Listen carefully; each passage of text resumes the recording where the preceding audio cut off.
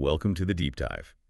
Today, we're really digging into something fascinating, how you can potentially make your U.S. passport even more powerful.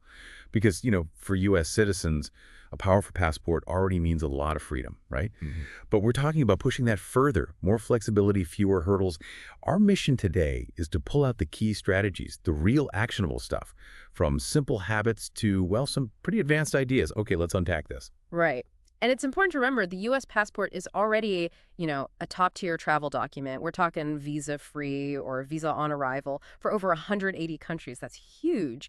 But maximizing its power isn't just about knowing that number. It's more strategic. It's understanding how that access works, like with, say, the Schengen area in Europe. Oh, Schengen. Right. That's the zone, what is it, 27 countries? Where once you're in one, you can move around pretty freely. Exactly. One stamp opens up a huge region. Knowing about blocks like that lets you plan trips much more efficiently, even allows for more spontaneous travel. That makes sense. Not just where, but how you can move.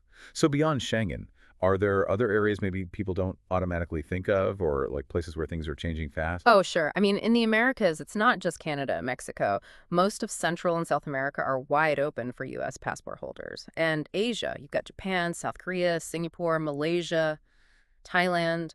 Though some do have limits on how long you can stay visa-free. Oceania too, New Zealand, for example. And what's really evolving, I think, is this whole digital nomad visa trend. That's adding another layer of mobility.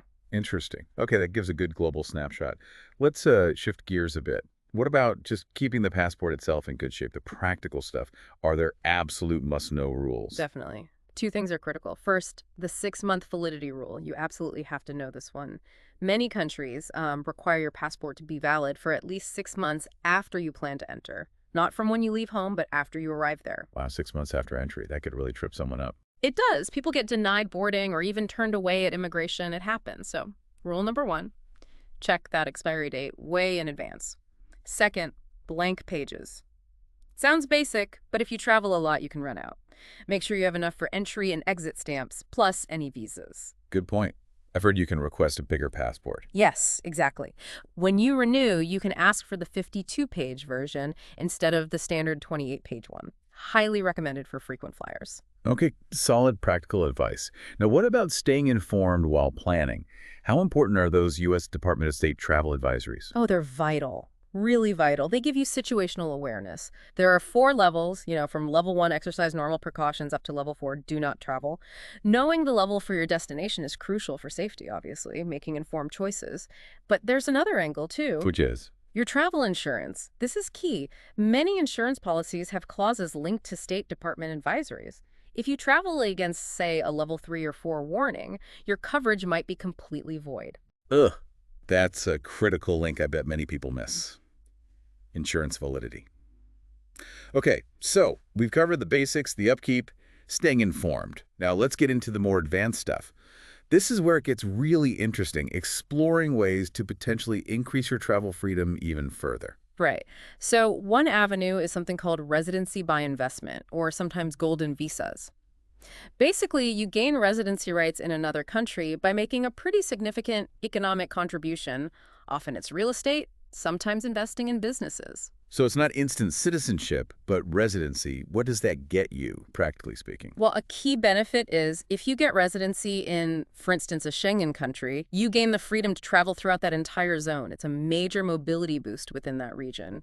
And importantly, long-term consistent residency can often be a pathway towards eventually applying for full citizenship in that country. It's often a longer-term strategic play.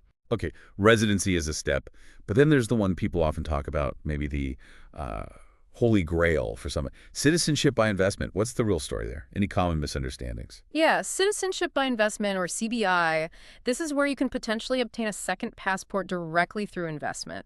It bypasses the longer residency route sometimes. The advantages people talk about are clear.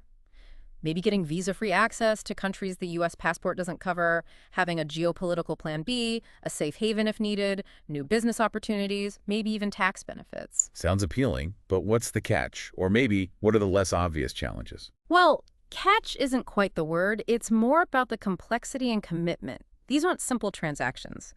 First, the investment levels are substantial. We're talking significant capital. Second, the due diligence is intense.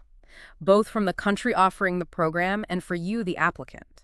It requires really careful legal and financial planning. You need proper advice. It's a serious undertaking. It's about long-term strategic diversification, maybe for your family or business, not just a quick way to get another travel document.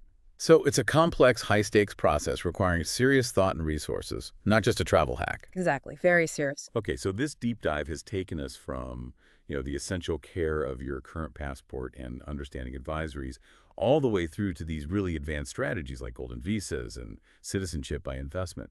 It's all about expanding that global mobility, but in different ways. Which brings us to the final thought for you, our listener. What does all this really mean for you? How might these strategies, from the simple to the complex, reshape how you think about your own freedom, your ability to move around in this incredibly connected world? Maybe consider your own goals for travel, for life. What does passport power truly mean for your future? Something to think about.